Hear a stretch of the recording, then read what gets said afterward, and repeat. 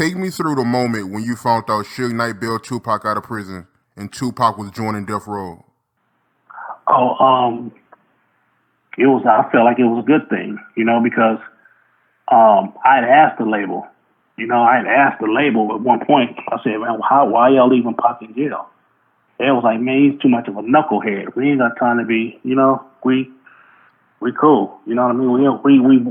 We've done too much already. So we not gonna keep doing this." So I'm like, "Oh man, that's dirty." So when Suge, when got him, of course it was a good thing. We all felt like it was a good scenario. You did produce some songs on All Eyez on Me, but before I get into that, how did they come about? Did Tupac reach out to you once he got out of prison for y'all to start doing music again? So what happened was he had called E40. He called E40 and told him that he wanted us to come down to LA to be in the California Love video shoot. So that's why you see E40, you see Sibo, you see D-Shaw, you see B Legit, you see me, you see all of us from the Bay Area. We drove down to LA to be in the California Love video shoot when he got out. And so before we did that, we had went to the day before the video shoot. We went to the studio, and that's when we had produced. Me and Rick Rock had produced, some 2 songs on there, Tradin War Stories and You Ain't Hard to Find. And then the next day we did the video shoot. How did them songs come about? Tradin War Stories and Ain't Hard to Find. How was the studio sessions like for them songs? Okay, well, we got to the studio, like I was saying on one of my posts on my Instagram. I was talking about how the studio, first we get to Death Row Studio, Can-Am Studio, and the room is huge, real huge room. It was like almost cathedral type huge to me.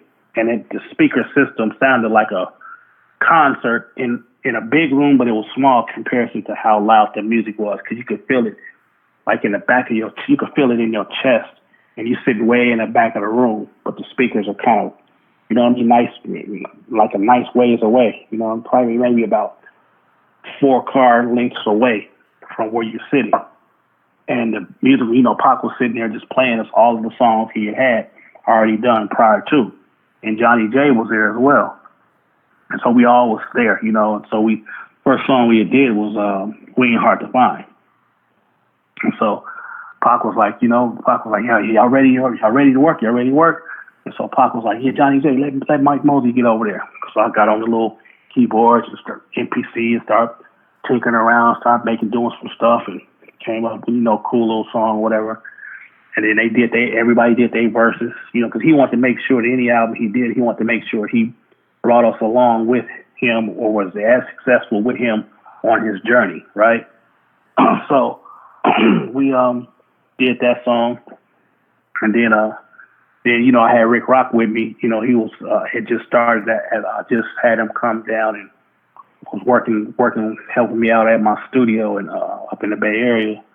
And Rick, at the time, Rick was only producing on SB 1200. So he hadn't really started. I hadn't really showed him the MPC too much. He had just started getting familiar with the MPC and how I produce as far as the modules and all that kind of stuff. He hadn't been doing it. So I showed him a whole different way of how I produced, and he just picked it up and started, integrating it. So at that session, he had the SB 1200.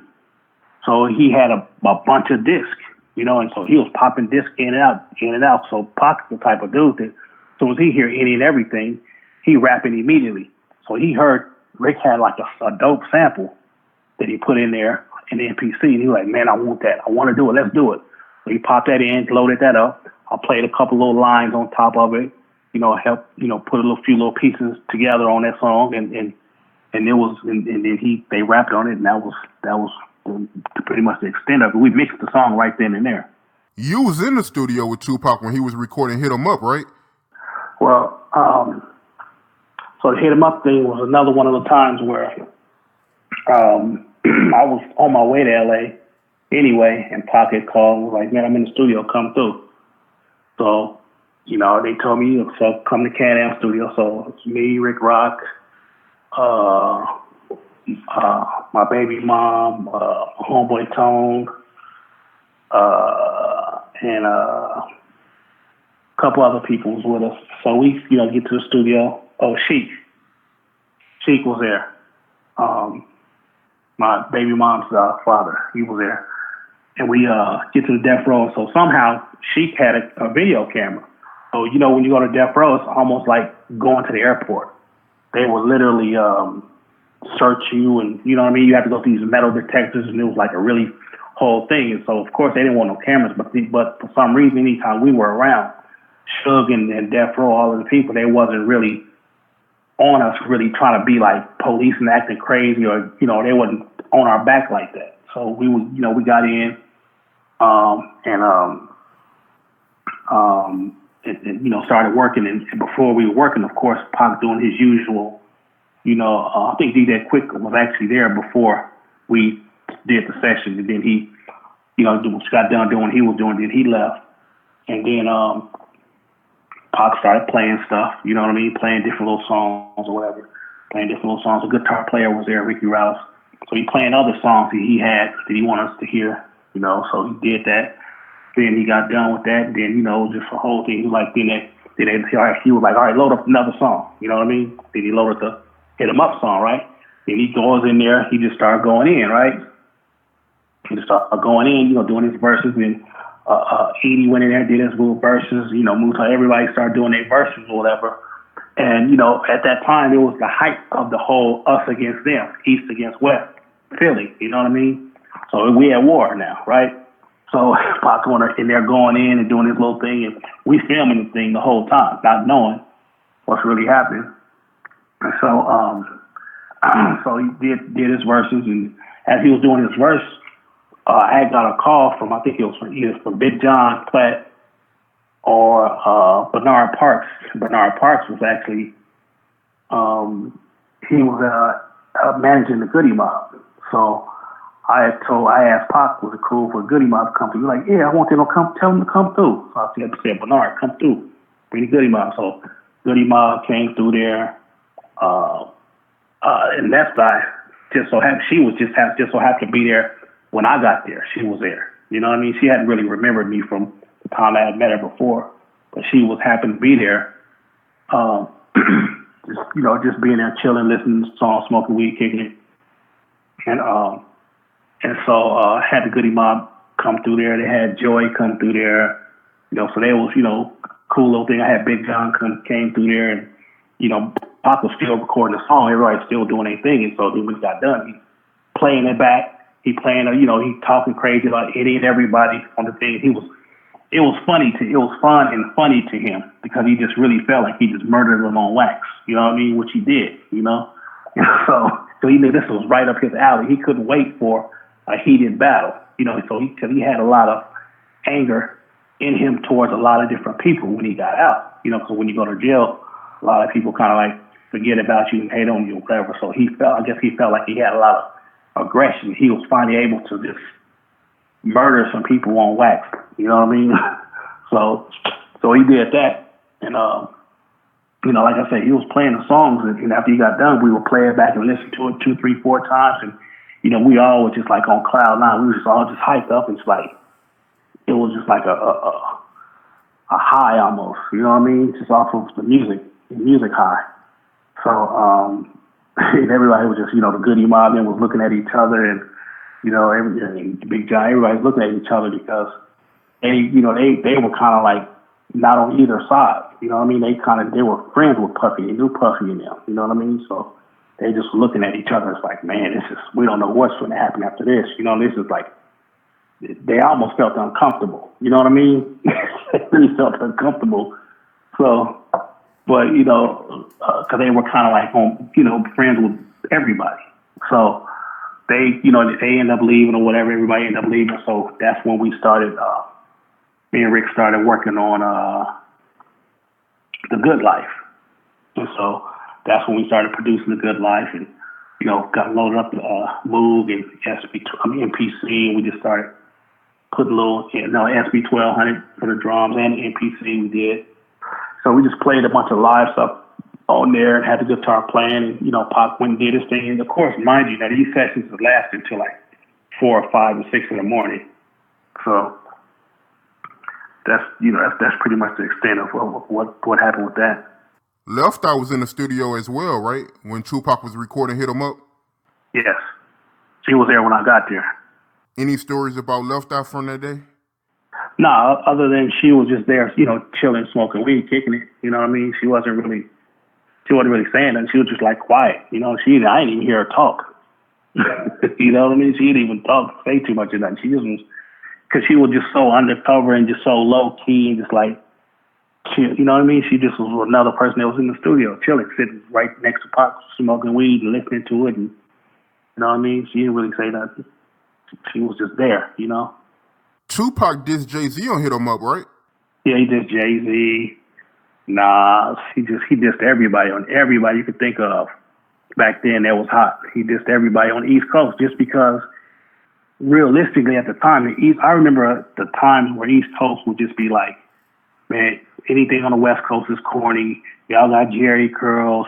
Y'all country. Y'all this, y'all that. So anytime I would go to New York, they wasn't playing no West Coast, nothing. There wasn't no down south, nothing. It was none of that. They really was of their own industry within its own self. Even though we were all in the music industry, on the West Coast we playing everything. On the East Coast they wasn't playing nothing but East Coast music. So, that's pretty much why he dissed everybody over there. Just let them know that ain't nobody immune to catching a hot one on wax for the most part, because we just as good as all of y'all. And so I'm here to tell you. You know what I mean? So he just dissed everybody in there. Whoever's next, whoever want to say something, he just made sure he set the record straight to get everybody. Right. I feel you. But when was the last time you spoke to Tupac? I want to say it was probably after that session. Probably after that session, like a few days or something after that or something like that. I think I spoke to somebody in the camp prior to them going to Vegas, because I went to Vegas with them once before, and we were all at 662 and hanging out at the club or whatever. I went with them once before when he performed at 662. But I think I spoke to them prior to that. Him going to LA, and I was supposed to be going down there to LA as well. I mean, not to LA, to Vegas. How did you find out the news that Tupac got shot in Vegas? I saw it on TV. But I was like, it's just Pac. You know what I mean? That's what happens. You know what I mean? He gonna get out of this one. And then I called. I'm like, man, it's looking kind of crazy. Let me call over here. So I called Layla Steinberg, which is one of Tupac's mentors and managers, and a good friend. So I called Layla, and she was like, "Oh, don't worry about it. Pac is okay. He's sedated. He's this and that. He's on life support, but don't worry about coming down. Everybody's cool. Don't Don't worry about coming down like that, because he can't really talk or say too much of that anyway, So don't just hold tight. Cause I was still up in the Bay Area, and so and of course, a few days later, then he died. So I was like, what? I couldn't believe it, And it just felt like the whole industry the music industry was just over for the West Coast. It was just that big of an impact for us that was working with him, Just felt like it was just, what do you do now? Do you think Tupac joining Death Row was pretty much his downfall? Not necessarily, because I don't think he would have catapulted to what he did if he hadn't have. But at the same time, it did kind of, like being on death row, it just fed into that whole, I got an axe to grind type thing. Suge condoned Pac going off the rails. You know what I mean? He didn't have no guardrails when he was with Suge. He just felt death row untouchable. He really felt like they was really untouchable, which it seemed like that, and it felt like that because of the power and the muscle that Death Row had. You know, they had the money, they had the muscle, they had everything you could think of to make you feel like that, and that's just a natural feeling for a person who's mad and have a bunch of aggression or acts to grind. If you have all of these different sources of power at your disposal and you're at the head of it, you tend to get sucked up in it, not knowing that you're being sucked up in it. You know what I mean? And you just end up spiraling and you see what happens. You still got to remember, though, that we still in the streets. You know what I mean? It's still some street business happening and we all can bleed. You know what I mean? So you have to be able to know when to stick and move. But it was just all gas and no break when Pac was at Death Row. You know what I mean? It was like anything you want to do, anybody you want to touch or have touched, you could do it. Ain't nobody gonna touch you because you got layers and layers of protection. You know, thinking that you can't be hit. You know, and get caught slipping, which is what happened. You know, I don't think it was a bad thing. I want to go back to something we talked about earlier. When you was on the set for California Love, do you have any stories from that video shoot? I know that had to be a crazy experience, right? Yeah, man, that was like the craziest thing because we all caravan down there. I forgot what part of LA. I want to say we were in Orange County somewhere, and it just was crazy because you know you around.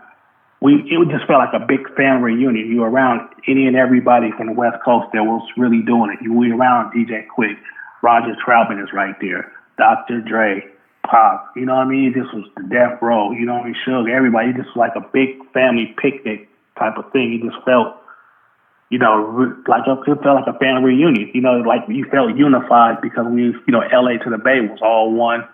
He cemented our relationship right then and there. He married the Bay music. He married the music industry and tied us all into one